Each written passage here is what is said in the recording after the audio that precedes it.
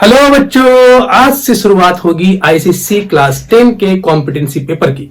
उसे हम लोग सॉल्व करेंगे, जो कि बहुत ही इंपॉर्टेंट है क्लास 10 आईसीएसई स्टूडेंट्स के लिए। सबसे पहला क्वेश्चन बोर्ड स्क्रीन पे लिखा हुआ है। देखो, एक रिटेलर ने होलसेलर से कुछ एक आर्टिकल लिया जिसका लिस्ट प्राइस था 2500 रुपए। उसे उसने 20% अप हाइक करके सेल किया, मतलब 20% प्रॉफिट किया। रेट ऑफ जीएसटी 12% क्वेश्चन में दे दिया गया है।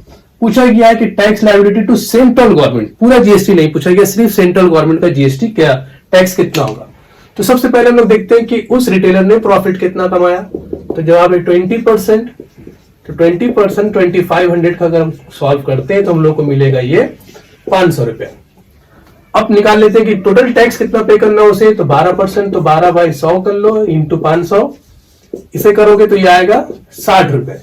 लेकिन टैक्स पूरा हमको नहीं चाहिए, सिर्फ सेंट्रल गवर्नमेंट का चाहिए। तो सीजीएसटी निकाल लेते हैं। सीजीएसटी ये कितना हो जाएगा, 60 का हाफ कर दो तो ₹30। ठीक है, इसे कॉपी करो। नेक्स्ट प्रॉब्लम लिखता हूं मैं। प्रॉब्लम को देव नाम का एक आदमी है जिसने एक इलेक्ट्रिकल फैन खरीदा है, जिसका मार्क प्राइस कितना दिया है 800 रुपए, और बोल रहा है कि जीएसटी जो है वो 7% पे है। तो पूछा जा रहा है एसजीएसटी का वैल्यू क्या होगा। तो यहां पर सिंपल है कि हम लोग जीएसटी कितना आएगा मेरे पास, जीएसटी निकाल लेते हैं, गुड सर्विसेज टैक्स। तो 7/100 इंटू 800, तो ये आएगा ₹56। ठीक है, लेकिन यहां पर तुमसे जीएसटी नहीं पूछा गया, एसजीएसटी पूछा गया, तो इसका आधा कर लेते हैं। तो अच्छा, नेक्स्ट लाइन में करते हैं। तो एसजीएसटी कितना हो जाएगा, एसजीएसटी 56 का हाफ कर दो तो ये आ जाएगा 28। तो ऑप्शन मेरा बी ऑप्शन हो गया। ठीक है, कॉपी करो इसे भी।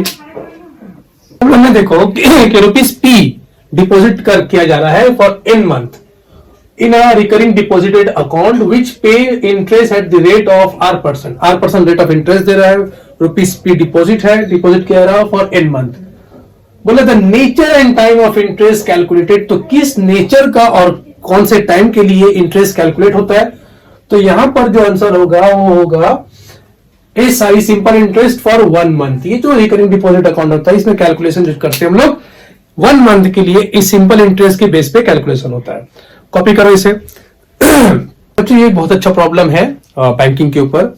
यहां पर देखो, अनीसा नाम की एक लड़की है जो एक रिकरिंग डिपॉजिट अकाउंट बैंक में खोलना चाहती है।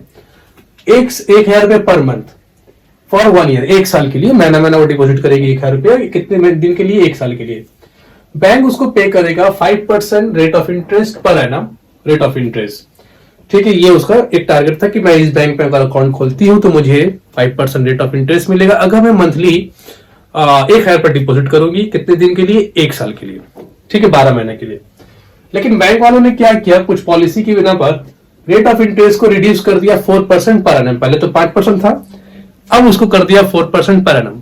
तो अब सवाल ये पूछा जा रहा है कि वो हर महीना अब कितना डिपॉजिट करें कि उसको अमाउंट ऑफ इंटरेस्ट 1 साल के बाद 5% पे जो मिलने वाला था वही इंटरेस्ट 4% में मिले। तो ऑब्वियसली उसे कुछ ज्यादा अमाउंट डिपॉजिट करना पड़ेगा मंथली। 1,000 में तो नहीं होगा, क्योंकि 1,000 अगर मंथली डिपॉजिट करती और 5% इंटरेस्ट पे उसको कुछ इंटरेस्ट मिलता।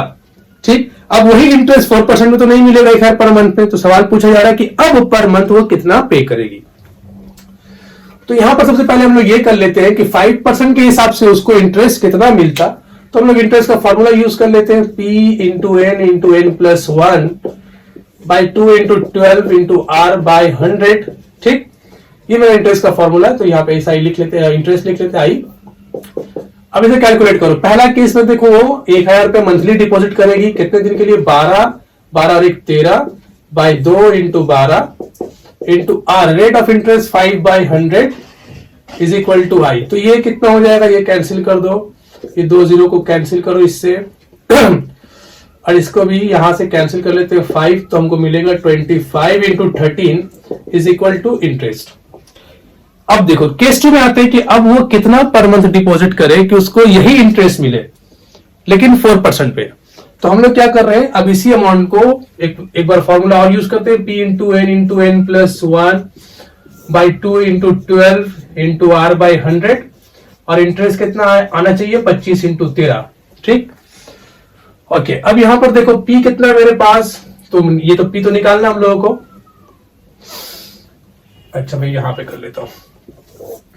पी कितना है ये मुझे पता करना है। पी टाइम कितना, वही 12 साल, एक साल में 12 महीना, इंटू 13 बाई 2 इंटू 12 कर लो, 2 इंटू 12। रेट कितना बोला 4, 4/100, और अमाउंट तो इंटरेस्ट तो वही रहेगा 25 इंटू 13।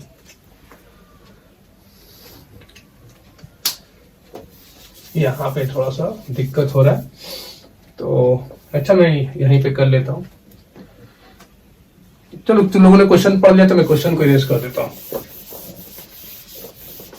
अच्छा अब यहां पर ऊपर में करता हूं, ठीक है। पी कितना है मेरे पास, पी तो निकालना है मुझे, n12 into 13 bye 2 into 12। Rate कितना है 4% हो गया rate, into is equal to 25 into 13, 25 into 13। अब यहां से हम लोग को पी निकालना है, तो पहले एक काम करो, ये 12 कैंसिल कर लो, ये 2 को 2 से कैंसिल कर लो, बाकी जो बचा उधर भेज दो। P is equal to 25 into 13 into 100 by 13 into 2, तो इसे कैंसिल कर लेते हैं। ये कितनी बार जाएगा 50, तो ये हो जाएगा ₹1250, 1250। कौन सा ऑप्शन मैच कर रहा है, बी। पर मिस्टर दास और मिस्टर सिंह दो आदमी हैं, दोनों ने कंपनी ए और कंपनी बी में कुछ शेयर्स खरीदा। उसका इंफॉर्मेशन इस क्वेश्चन में दिया गया है कि मिस्टर दास ने इन्वेस्ट किया फेस वैल्यू 100 रुपए वाला शेयर एक कंपनी में, इसका नाम कंपनी ए है। वो कंपनी रेट ऑफ डिविडेंड दे रहा 12%, लेकिन मिस्टर दास ने 100 रुपए वाले शेयर्स को 60 रुपए में खरीदा। फिर मिस्टर सिंह के बारे में बात आ रहा कि मिस्टर सिंह ने कंपनी बी में इन्वेस्ट किया और उन्होंने उस कंपनी के 50 रुपए वाले शेयर्स को 40 रुपए में खरीदा और कंपनी 16% आरडी दे रहा है। तो पूछा गया कि 4 ऑप्शन दिया गया कि विच स्टेटमेंट इज करेक्ट। तो देखो हमको यहां पर जो भी क्वेश्चन दिख रहा है सब रेट ऑफ रिटर्न, ROR मतलब रेट ऑफ रिटर्न, सारा क्वेश्चन रेट ऑफ रिटर्न के ऊपर ही है। तो हम लोग रेट ऑफ रिटर्न यूज कर लेते हैं। तो ROR रेट ऑफ रिटर्न का फॉर्मूला मेरे पास होता है face value into RD bye market value. तो पहले मैं मिस्टर दास के बारे में बात कर लेता हूं। चलो ये दास, मिस्टर दास, ठीक, मिस्टर दास के बारे में पहले बात कर लेते हैं। उनका फेस वैल्यू कितना है 100 रुपए, RD कितना है 12, मार्केट वैल्यू कितना में खरीदा उन्होंने 60 रुपए में। तो इसे अगर कैंसिल कर लेते हैं तो ये आ जाएगा ₹20। मिस्टर दास का रेट ऑफ रिटर्न ₹20 ने रेट ऑफ रिटर्न 20% हो रहा है, ठीक। मिस्टर दास का रेट ऑफ रिटर्न कितना हो रहा है 20%। अब मिस्टर सिंह की बारे में बात कर लेते हैं। मिस्टर सिंह को रेट ऑफ रिटर्न क्या मिल रहा है, तो rate of return mister Singh के बारे में अगर हम लोग देखते हैं तो फेस वैल्यू उनका मिस्टर सिंह का कितना है 50 रुपए, रेट ऑफ डिविडेंड है 16 और मार्केट वैल्यू कितना है 40 रुपए। तो इसे हम लोग कैंसिल कर लेते हैं, 4 4 4, तो ये भी आता है 20% ही। तो ऑप्शन कौन सा करेक्ट होगा, option D is the correct answer. Copy करो इसे भी। प्रॉब्लम में अमित नाम के एक शख्स ने एक 100 रुपीज फेस वैल्यू एक शेयर्स था 100 रुपीज का, उसमें पैसा को इन्वेस्ट किया और वो कंपनी उसको 7.5% RD rate of dividend pay करेगा। रेट ऑफ रिटर्न जो अमित को मिला वो 10%, अमित को 10% रिटर्न मिला, प्रॉफिट अच्छा खासा। The money invested by Amit to purchase 10 shares, तो अमित ने कितना पैसा इन्वेस्ट किया 10 शेयर्स को खरीदने में। तो देखो रेट ऑफ रिटर्न का हम लोगों के पास फॉर्मूला है रेट ऑफ रिटर्न। अभी हम लोगों ने प्रीवियस प्रॉब्लम में किया है face value into RD bye market value. अब यहां पर हम लोग ये रेट ऑफ रिटर्न दिया हुआ है, कहां गया 10%, तो यहां 10 पुट कर लेते हैं। फेस वैल्यू जो है वो 100 रुपए है और रेट ऑफ डिविडेंड 7.5 है, तो 7.5 और मार्केट वैल्यू नहीं पता। तो ये अगर हम लोग इसे कैंसिल कर लेते हैं तो मार्केट वैल्यू जो अमित का आएगा वो 75 रुपीज आ जाएगा। मतलब अमित ने 100 रुपए के शेयर्स को 75 में खरीदा, ठीक है, एक शेयर्स। लेकिन अमित ने कितना शेयर्स लिया था 10 शेयर्स, तो अमित का इन्वेस्टमेंट कितना हो गया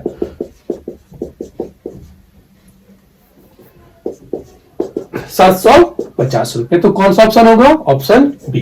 कॉपी करने से भी इस प्रॉब्लम में देखो कि बोला गया है कि अगर -3 less than equal to -4x + 5 से और x बिलोंग्स कर रहा है होल नंबर को। होल नंबर कहां से शुरू होता है 0 से, तो होल नंबर के ऑप्शन को देखकर मुझे समझ में आएगा कि ये मेरा तो करेक्ट होने वाला नहीं है क्योंकि यहां पे नेगेटिव भी इन्वॉल्व है। तो ये सीरीज को छोड़ दो, ये सॉल्यूशन सेट को हटाओ, देन सॉल्यूशन सेट। अब इन तीनों में से कौन सा होगा, तो ये सॉल्व करने के बाद हम लोग पता कर सकते हैं। तो -3 less than equal to -4x + 5 is 5, तो -3 - 5 less than equal to -4x, -8 less than equal to -4x, और ये अगर हम लोग -4 से डिवाइड करते हैं तो 2 greater than equal to x, मतलब x less than equal to 2, तो सॉल्यूशन सेट क्या आएगा 0 1 2, तो ऑप्शन सी। कॉपी करो इसे। देखो क्या है, if -4x greater than 8y, -4x का वैल्यू जो है वो -4x ग्रेटर देन है 8y से, और 4 ऑप्शन दिए गए कौन सा करेक्ट है। तो ये बहुत ही सिंपल सा क्वेश्चन है। -4x ग्रेटर देन 8y, अगर हम लोग -4 से डिवाइड करते हैं दोनों तरफ तो x लेस देन -2y, तो option C is the correct option.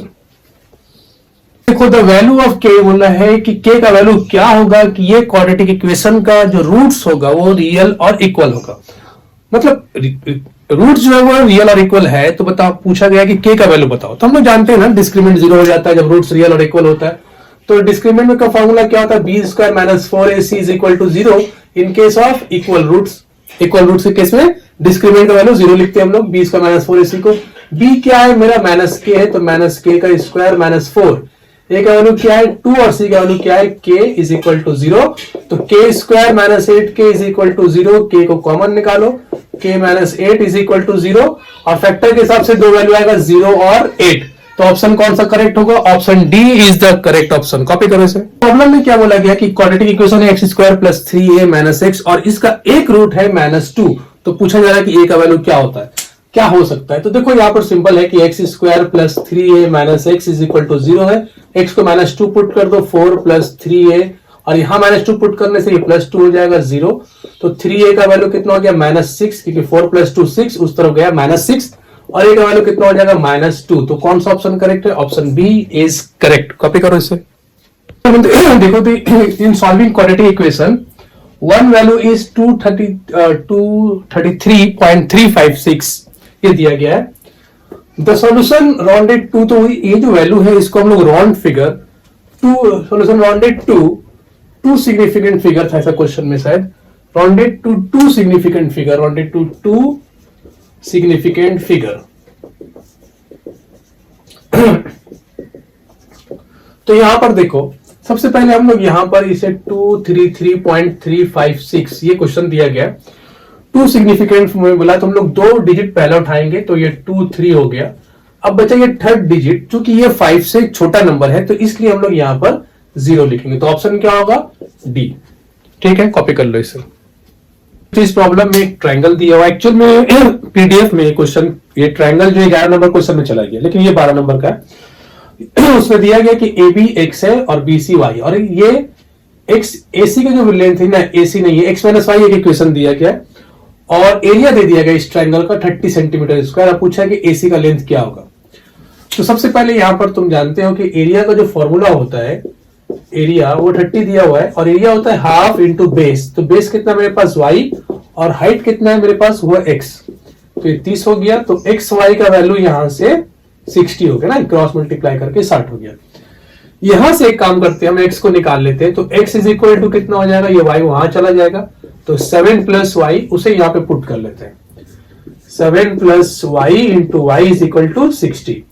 अब मल्टीप्लाई करके सॉल्व करते हैं, y square plus 7y minus 60 is equal to 0, y square plus middle term कर रहे हैं 12y minus 5y minus 60 is equal to 0। तो इससे हमको y का 2 वैल्यू मिलेगा, एक -12 और एक 5। -12 तो ले नहीं सकते क्योंकि ट्रायंगल का साइड जो है वो तो पॉजिटिव होगा ना, नेगेटिव तो हो नहीं सकता, तो y का हम लोग क्या एक्सेप्ट करेंगे 5। जब y को 5 लेंगे तो x कितना आएगा, x हो जाएगा 12, तो ये 5 हो गया और ये 12 हो गया। पाइथागोरस जब यूज करेंगे तो ये कितना हो जाएगा 13 हो जाएगा, तो ऑप्शन कौन सा होगा सी। कॉपी करने से भी देखो पी क्यू आर 3 टर्म दिए गए, 3 अल्फाबेट, और बोला गया कि ये कंटिन्यू प्रोपोर्शन में, सीपी मतलब कंटिन्यू प्रोपोर्शन, और 4 ऑप्शन दिए गए, पूछा इनमें से कौन सा ऑप्शन करेक्ट होगा। तो देखो जब P Q R continue proportion होता है तो हम लोग क्या करते हैं, पी क्यू आर सीपी में जब होता है इन कंटिन्यू प्रोपोर्शन, तो हम लोग लिखते हैं P by Q is equal to Q by R. तो यहां से हम लोग ऐसा बोल सकते हैं कि क्यू स्क्वायर जो है वो पी आर के बराबर है ना। अब देखते हैं कि कौन सा इक्वेशन जो है वो सेटिस्फाई कर रहा है, तो पहले से चेक कर लो, तो p by Q is equal to p by R, तो p पे कैंसिल, q r तो फालतू छोड़ दो, इसे चेक करो, q by R is equal to P square by Q square, Q square का वैल्यू पी आर लिख देते हैं यहां पर, तो P कैंसिल होने के बाद Q by R is equal to P by R, false. इसे चेक कर लेते हैं, P by Q square is equal to R by P square. Q square का वैल्यू को PR लिख देते हैं, तो एक P कैंसिल, ये भी फॉल्स हो रहा है क्योंकि 1 by R is equal to R by P square नहीं होगा, तो बच्चा यही होगा। देख लेते हैं, P by R is equal to P square by Q square को मैं PR लिख देता हूं, और एक P कैंसिल करने के बाद P by R is equal to P by R। तो ऑप्शन कौन सा ऑप्शन होगा? Option D is correct. Copy करो इसे। प्रॉब्लम में देखो कि एक सिलिंड्रिकल है जिसका डायमीटर और हाइट का रेशियो दिया है 3:5। अब बोल रहा है कि एक्चुअल डायमीटर उसका 6 है, तो कर्व सरफेस एरिया क्या होगा उस सिलेंडर का। तो बच्चों चूंकि एक्चुअल ये रेशियो है, तो हम लोग बोल सकते हैं या लेट कर सकते हैं कि लेट डायमीटर जो है वो 3K है, तो 3K का वैल्यू कितना दिया है? वो 6 दे दिया है, तो हम लोग K का वैल्यू निकाल सकते हैं 2। अब डायमीटर हम लोगों ने 3K माना, तो ऑब्वियसली यहां से हाइट को हम लोग 5K ही लिखेंगे। ठीक, अब K का वैल्यू 2 पुट करेंगे तो हाइट कितना मिलेगा हम लोग को? 10 मिल जाएगा, 10 सेंटीमीटर। अच्छा, अब कर्व सरफेस एरिया का फॉर्मूला क्या होता है? वो होता है 2 पाई RH। 2 पाई रेडियस जो है वो 3 होगा, क्योंकि अगर 6 डायमीटर है तो रेडियस 3 हो जाएगा, और हाइट हम लोगों ने निकाला 10, तो ये कितना हो जाएगा? 6 × 10 60 पाई सेंटीमीटर स्क्वायर। तो ऑप्शन कौन सा होगा? बी। प्रॉब्लम में देखो कि एक पॉलिनोमियल दिया गया है 2x³ + 3x² - 2x - 3, और ये कंप्लीटली डिवाइड हो रहा है। क्वेश्चन में बोला गया है, मैंने कॉपी नहीं किया पूरा कंप्लीटली वर्ड को, थोड़ा शॉर्ट में लिखा मैंने। कंप्लीटली डिविजिबल है बाय 2x + a से, और क्वोशिएंट जो बच रहा है वो x² - 1 बच रहा है। देखो कंप्लीटली डिवाइड का मतलब क्या होता है? अगर मैं 14 को डिवाइड करता हूं 3 से, तो 3 4 12, ये 2 बचता है, तो ये कंप्लीटली डिविजिबल नहीं हो रहा 3 से। लेकिन अगर मैं इसे 2 से डिवाइड करता तो ये 7 टाइम्स जाता, तो यहां पर रिमाइंडर 0 होता, तो ये होता है completely divisible. Completely divided case में क्या होता है कि इन दोनों का प्रोडक्ट जो होता है वो 14 के बराबर हो जाएगा। 2 × 7 = 14। तो वैसे ही केस यहां पर दिया हुआ है कि जब हम इस नंबर को इससे डिवाइड करेंगे, 2x + a डिवाइड करेगा जब 2x³ + 3x² - 2x - 3 को, तो क्वोशिएंट यहां पर क्या आएगा? x² - 1, और यहां पर रिमाइंडर 0 आएगा। मतलब इन दोनों का प्रोडक्ट इसके बराबर हम लोग लिख सकते हैं। तो वही काम करते हैं, 2x + a को बराबर लिख देते हैं x² - 1 का, is equal to 2x³ 2x + a, और इंटू इन दोनों के प्रोडक्ट को बराबर लिख देते हैं इसका 2x³ + 3x² - 2x - 3। मल्टीप्लाई करते हैं 2x³ और फिर इसके बाद a से कर लेते हैं प्लस ax², फिर -2x, फिर -a is equal to 2x³ + 3x² - 2x - 3। Compare करके देखो, ये और ये तो कैंसिल होगा, ये और ये भी सेम हो रहा है, तो कंपेयर करके देखो a की जगह पे कौन है? 3 है, तो a = 3, तो ऑप्शन डी। तो बच्चों ये कॉम्पिटेंसी पेपर का आईसीएसई क्लास 10 का मैंने 15 क्वेश्चन को सॉल्व किया, क्योंकि एक वीडियो में इतने सारे क्वेश्चन को कंप्लीट करना पॉसिबल थोड़ा सा डिफिकल्ट हो जाएगा, तो इसका मैं लगभग 5-6 वीडियो बनाऊंगा। आज मैंने 15 तक क्वेश्चन किया, या हो सकता है 5-6 से ज्यादा वीडियो बने, तो आप लोग कंटिन्यू करना, इस वीडियो को अच्छे से देखो, पेपर को सॉल्व करो, फिर नेक्स्ट वीडियो में हम लोग 16 से कंटिन्यू करेंगे। ओके।